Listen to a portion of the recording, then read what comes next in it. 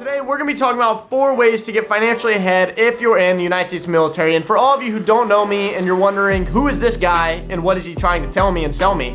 First of all, I'm not trying to sell you anything. That also rhymed. Second off, my name is Bryson Saunders. I'm 22 years old. I have about $50,000 across 2 different high yield savings accounts. I have close to $30,000 invested in my TSP. I have 2 rental properties that I purchased with the VA loan by 22, and I have a cash flowing business that produces about $100,000 a year in pure profit. And I graduated high school with a 1.8 GPA. I'm actually pretty proud of that right there because I didn't even know you could get that low. And today, we're gonna be talking about the 4 ways to get financially ahead if you're in the military, because they're not that complicated, but weirdly enough, they can be hard to learn. So I'm gonna try to guide you, speed you up, and help you get to where you wanna be even quicker. And the first way you wanna be able to achieve this is by investing at least 5% into the Thrift savings plan. Now, there are some other options. If you wanna take anything over 5%, you can go open up a Roth IRA, stuff like that. But to be really honest with you, there's not a huge difference of why you should want to do that.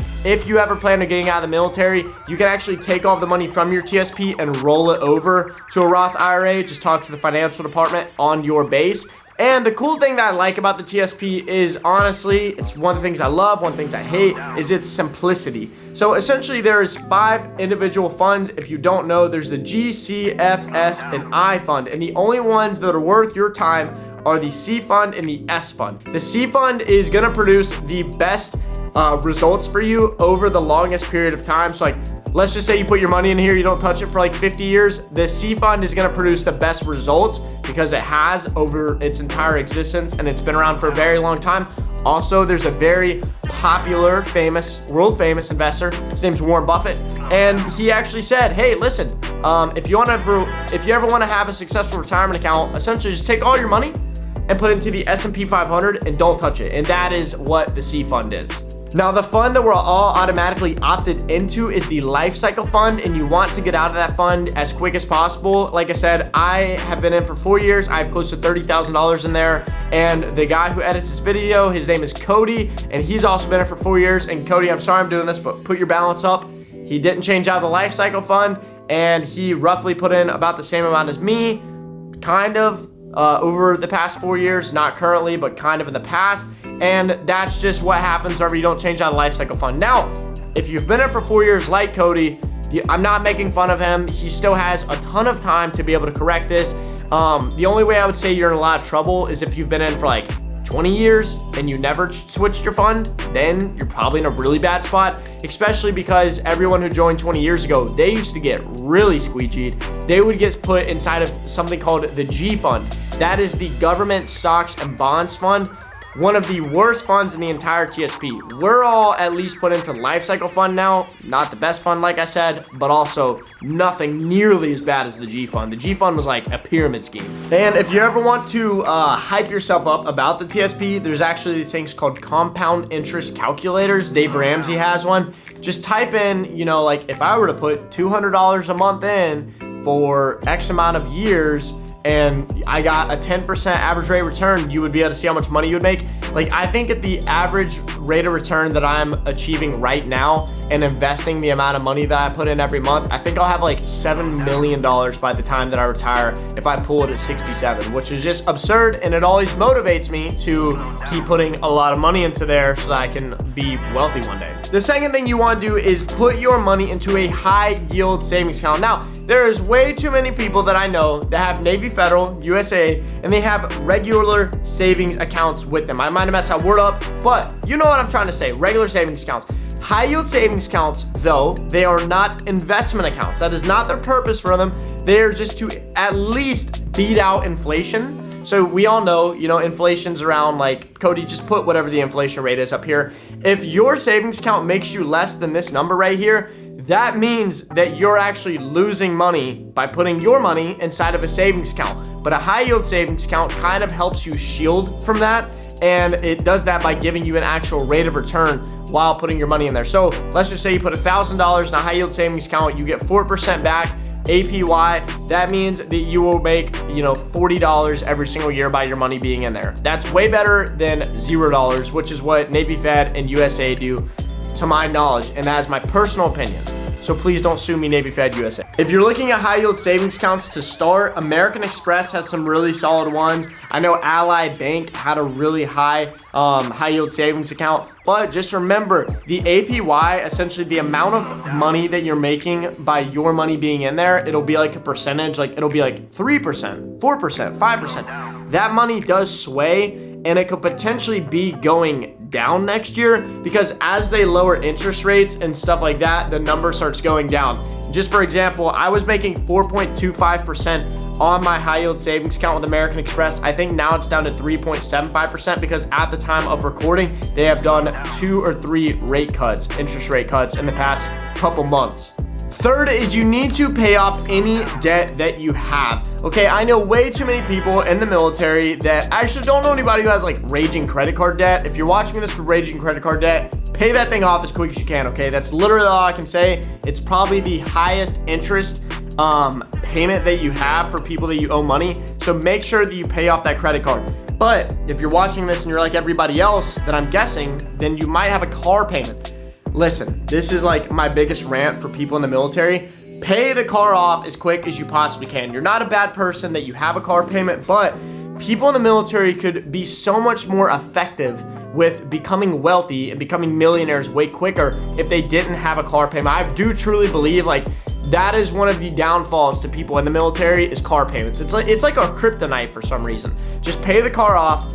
Drive it until the wheels fall off. That'll be pretty sick too. I actually knew a kid whenever I was in 8th grade and his mom was driving down I-95. We lived in Georgia and her tires literally fell off because she drove the car until the tires fell off. It was wild. Like they said they were driving and the tire literally flew past her car because it was going quicker than them. Crazy. That needs to be you because she didn't have a car payment. I'm pretty sure she had a lot of money. I don't know if she did, but I think she might have. As soon as I turned 20 years old, I did a PPM in the US military, which is essentially a personally procured move. It's where they pay you for moving your stuff. I took all of that money that I made, because you make a lot of money off doing them. Watch my last video if you want to learn about it. I took all that money that I made and I paid my car off with it. Best decision I ever made in my life because I was able to save an additional $400 every single month by paying my car off. And additionally, I talked about it in a past video, but on a $30,000 car with a 6% interest rate, you're going to pay $6,000 in interest alone at the very bare minimum. So that actually means you paid $36,000 for that car, which is ridiculous. And a 6% interest rate on a car isn't even anything crazy too. A lot of people in the military actually have even crazier stuff, and I genuinely, like, I know we all make fun of them, but like I really do feel bad for them. And if you're watching this video, don't worry, okay? Because you're taking the steps in the right direction. You're gonna get that car paid off, and life's gonna start going up. You're gonna be able to save a lot of money. Also, if you have any other debts besides the car payment, essentially there's 2 types of debt payoff methods. The first one I might have mentioned is the snowball method. Essentially is where you pay off the smallest debts first to gain momentum. So let's say I have credit card debt. I have $500 in that.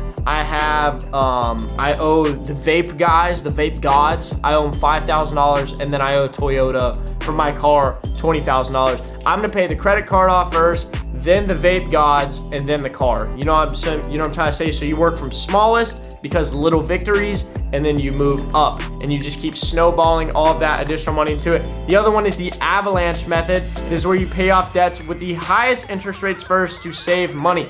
So it's like I said in the beginning of this chapter of how if you have credit card debt, pay that freaking thing off as quick as you can because it probably has the highest interest rate. That's what the avalanche method is. Whatever the highest interest debt that you have is, you need to pay that off as quick as you possibly can so you could save money and become wealthy. And fourth is to get a side hustle. I personally believe that this is one of the easiest ways after you do all the previous things to become a millionaire in the military. At 21 years old, you may have heard my story before, I started a side hustle with the Amazon Influencer Program. I made over $120,000 my first year, and it completely changed the trajectory of my life because I was able to save all of that money. Something really cool about the military is a lot of people complain that they don't pay us enough, but if you're smart with your money, they do pay you enough to be able to live comfortably off of it and to be able to save money on top of that. So anything additionally that you make from side hustles, you're literally able to save and invest all of that money. And if you have a talent, like I like doing social media, I dump some of my money into new cameras, stuff like that, and then that money just keeps growing and growing and growing and growing and growing. And that's the cool effect with being in the military and doing side hustles. And it doesn't even have to be a crazy side hustle. I got started from doing DoorDash, and my little brother actually started doing it about a week ago. He actually made a $200 bonus just from doing 20 deliveries on the DoorDash app. So don't say that nothing is beneath you. There's so many side hustles out there, and at the end of the day, everybody has a talent.